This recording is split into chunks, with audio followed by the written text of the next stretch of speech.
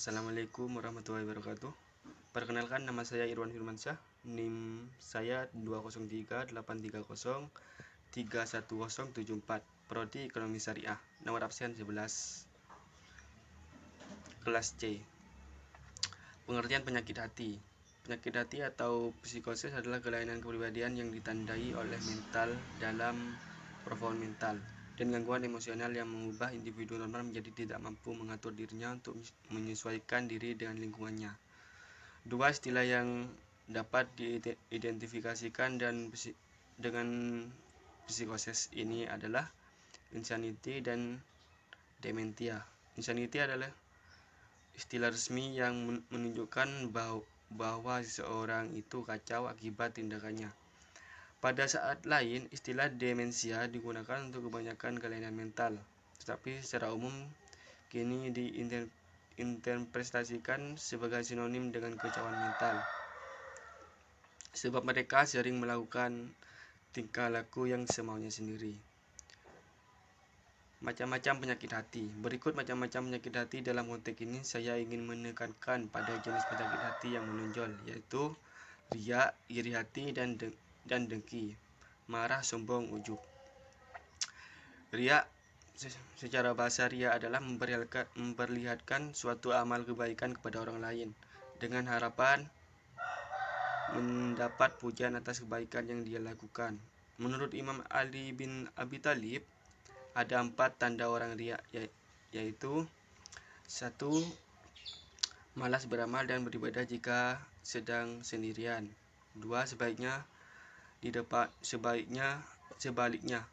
di depan orang banyak atau orang lain dia akan rajin beramal dan atau beribadah. Yang ketiga, jika dipuji semakin banyak amal yang dilakukannya. Dan yang keempat, jika tidak ada yang memujinya, berkuranglah amalnya alias tidak mau beramal lagi.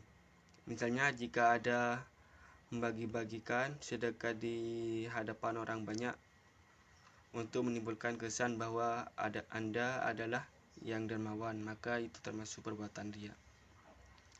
Macam-macam riya. Yang pertama, riya holis, yaitu melakukan ibadah semata-mata hanya untuk mendapatkan pujian dari manusia. Yang kedua, riya syirik, yaitu melakukan perbuatan karena niat menjalankan perintah Allah dan juga karena untuk mendapatkan pujian dari manusia, dan keduanya tercampur. Iri hati dan dengki.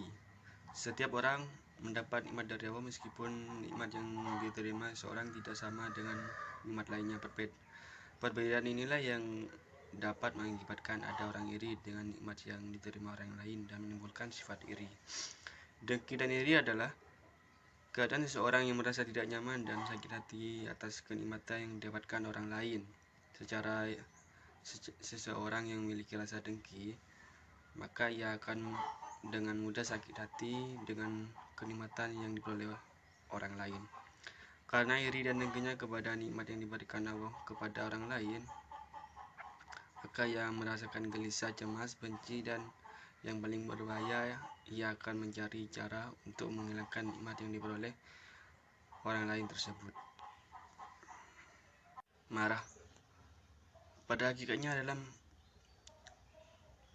memuncaknya kepanikan di kepala, lalu menguasai otak dan pikiran, dan akhirnya kepada perasaan. Kondisi semacam ini seringkali sulit untuk dikendalikan.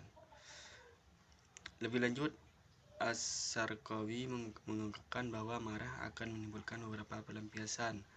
Misalnya, secara lisan akan munculnya caci makian, kata-kata kotor atau keji, dan secara fisik akan menimbulkan tindakan destruktif.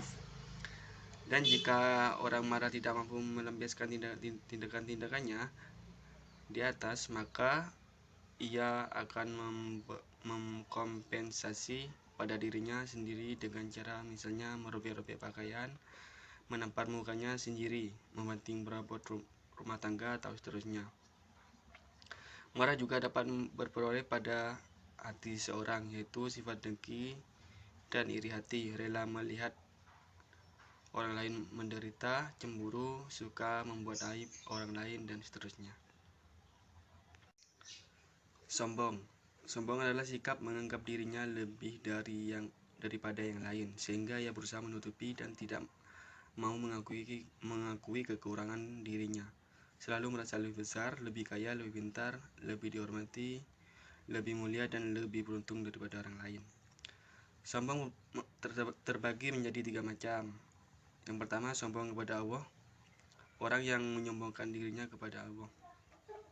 Yang kedua, sombong terhadap Rasul. Yang ketiga, sombong kepada sesama manusia. Penyebab seseorang menjadi sombong secara umum ada 7 macam, yaitu yang pertama, sombong karena memiliki ilmu. Yang kedua, sombong karena memiliki amal dan ibadah yang banyak. Yang ketiga, sombong karena kedudukannya. Yang keempat, sombong karena kecantikannya dan sejenisnya. Yang kelima, sombong karena harta. Yang keenam, sombong karena kekuatan dan kekuasaan yang ada pada dirinya. Dan yang ketujuh, sombong terhadap bawahan, pengikut, dan pembantunya akibat buruk yang ditimbulkan oleh perangai sombong. Akibat buruk yang ditimbulkan oleh perangai sombong yaitu: yang pertama, suka menyakiti orang lain. Yang kedua, memutuskan kasih sayang. Yang ketiga, mencerai hubungan hati manusia. Yang keempat, menjadi orang lain merasa benci kepadanya dan bersepakat untuk menyakitinya. Yang kelima, orang yang sombong sulit diajak ke jalan yang benar. Yang keenam, orang yang sombong tidak bisa menahan marah. Dan yang ketujuh, orang yang sombong tidak pernah bersikap lemah lembut apabila menasihati orang lain. Takabur ini dibagi menjadi 2 bagian, batin dan lahir. Takabur batin adalah perilaku dan akhlak diri, sedangkan takabur batin adalah perbuatan buruk yang muncul takabur batin. Perbuatan buruk yang muncul di takabur batin sangat banyak, sehingga tidak dapat disebutkan satu persatu. Dilihat dari subjeknya, takabur terbagi menjadi 3 bagian. Yang pertama, takabur kepada Allah Subhanahu wa Ta'ala. Yang kedua, takabur kepada Rasul. Yang ketiga, takabur terhadap sesama manusia. Sekian presentasi dari saya. Kurang lebihnya mohon maaf. Wassalamualaikum warahmatullahi wabarakatuh.